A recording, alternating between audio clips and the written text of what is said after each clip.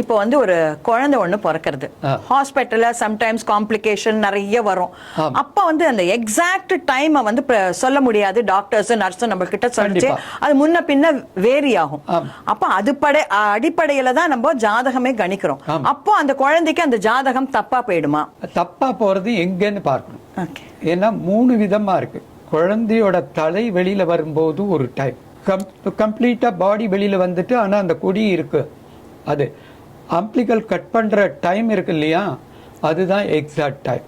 ஓஹோ. குழந்தை பிறக்கும் போது சூரியோதயத்திலேருந்து எவ்வளவு நாழிகைன்னு கணக்கு பண்ணணும், அது ஃபர்ஸ்ட்.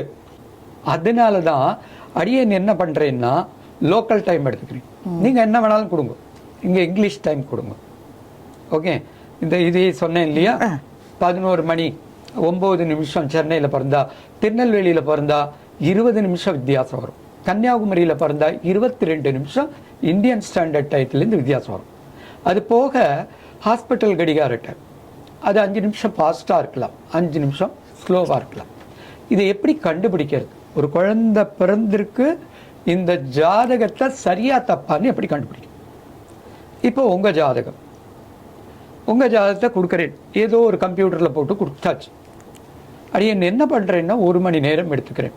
எடுத்துட்டு என்ன பண்றேன், ரத்னமாலா அவளுடைய கேரக்டர் இப்படித்தான், அவளுடைய கடந்த கால வாழ்க்கை இப்படித்தான், அவளுடைய அப்பா அம்மா உறவுகள், படிப்பு, வேலை, பொருளாதாரம், ஆரோக்கியம், இந்த மாதிரி நிறைய விஷயங்களை சொல்லிகிட்டே வருவேன். இந்த டயத்தில் கல்யாணம் ஆயிருக்கு, இந்த டயத்தில் குழந்தை பிறந்திருக்கு.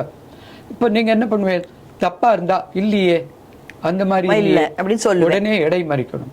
அப்படி மறிக்கும் போது நான் டயத்தை அட்ஜஸ்ட் பண்றேன்.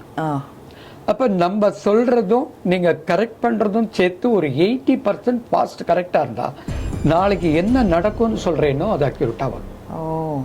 இதுதான் ஜோதிடம்.